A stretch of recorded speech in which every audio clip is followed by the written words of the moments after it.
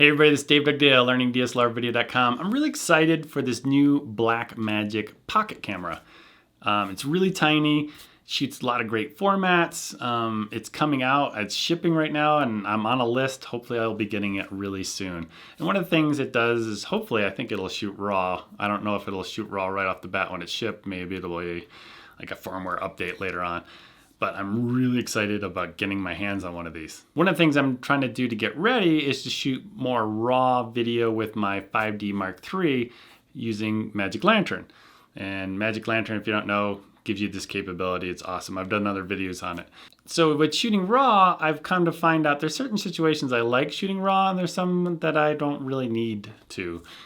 And if, for example, if I'm in a situation where there's a lot of detail and texture, like these rocks, for example, you'll notice that the RAW shows these rocks in so much more detail than the H.264, which is the normal compressed way that your Canon 5D Mark III or whatever Canon camera you have compresses the information onto your CF card or SD card. So I've been using DaVinci Resolve Lite a lot lately, and it's an awesome program. It's totally free. You should definitely check it out. It's for color grading your videos, and I've been getting better at it, and I've been manipulating the images more. And what I've been finding out is you can manipulate the raw images a lot more than you can the compressed H.264 version. So let me show you an example. Here's we went camping a few months back. I shot this. Now if I zoom in 300% and look at the cloud and you compare the raw versus the compressed version, you'll just see that the compressed version, when I'm really stretching the image, I'm just doing this on purpose. I added a whole bunch of saturation. I had a big levels adjustment or curves adjustment. And you can see that the compressed version is breaking down. There's banding going on between the clouds and the mountains, and the clouds themselves are kind of breaking apart and creating this nasty kind of grittiness to them. So one of the things I want to tell you guys is I don't have a ton of experience shooting raw. I haven't owned a Red for years and have a ton of experience knowing how to manipulate it in post-processing, how to set exposure. But what I am noticing with my 5D Mark III is I can shoot more to the right. And if you don't know what that means, it refers to like photographers that shoot to the right on the histogram, and they can get some more information and they can recover the highlights a lot easier.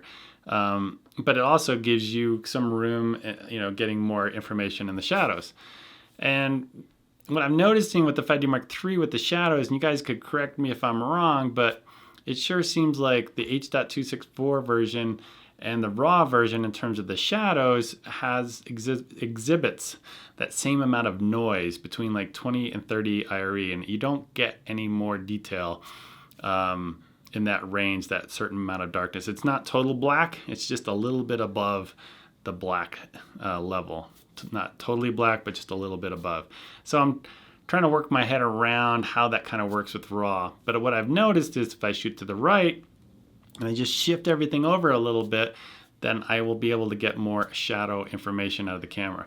Now, what's really interesting was when I was at NAB earlier this spring, I went to the Adamus Ninja booth, and they had this, the Ninja 2 device that works with the 5D Mark III firmware, and you can actually record at a higher bit depth, and you can, shoot to ProRes, and you got all these other options, but it doesn't.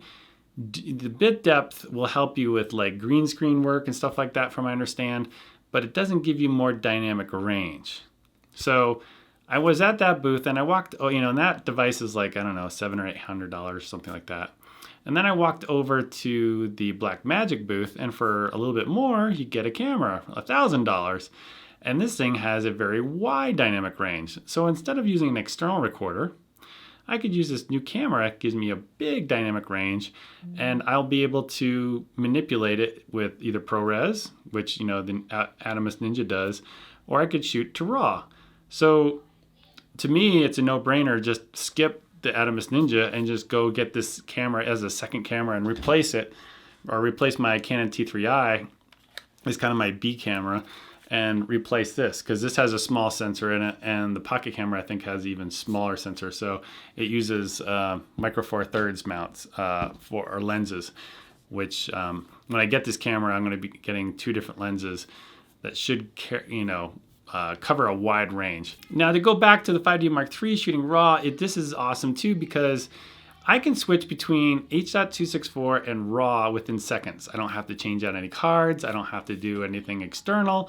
All I have to do is just go from my regular Canon movie setup to basically just hitting the trash button, loading the RAW module, and then boom, I can start recording RAW. And on the same card, I don't have to do anything different. So what I'm thinking in the future for my arsenal of equipment will be my Canon 5D Mark III as my A camera, and my B camera, the smaller sensor, will be this pocket camera. And who knows, maybe the pocket camera will be so awesome, it'll become my A camera. So when do you shoot RAW and when do you shoot compressed H.264? For me, I've got a real estate job coming up in a couple of weeks where I plan on shooting RAW pretty much the whole entire time, interior and exterior, or especially interior where I'm looking out the windows. The camera is, I'm framing it up, and I want to capture as much detail as I can out the windows. So I'll be shooting to the right on the histogram, lighting the interior as much as I can, and trying to capture as that high dynamic range as possible. Now, if I was doing a wedding, which I don't do, I don't think I would shoot RAW unless it was in a certain scene where it's a real high dynamic range situation. I might switch over. So that's pretty much it. Let me know what you guys do in terms of what you shoot RAW versus compressed, because I'm guessing all of you don't shoot RAW all the time. I'm going to guess you switch back and forth. So let me know which jobs you shoot RAW and which jobs you don't. I think that would be kind of interesting. You put those in the comments below, and why you do either one, because shooting RAW comes with a lot of headaches in terms of storage, comes with headaches in terms of post-production, in terms of being able to play things back and creating proxies and all this other stuff. But on the flip side, the advantage is you can really stretch the image.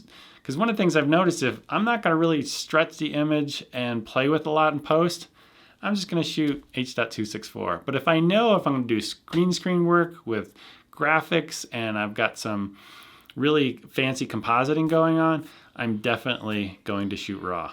All right, that's pretty much it. I'll talk to you guys later. Bye.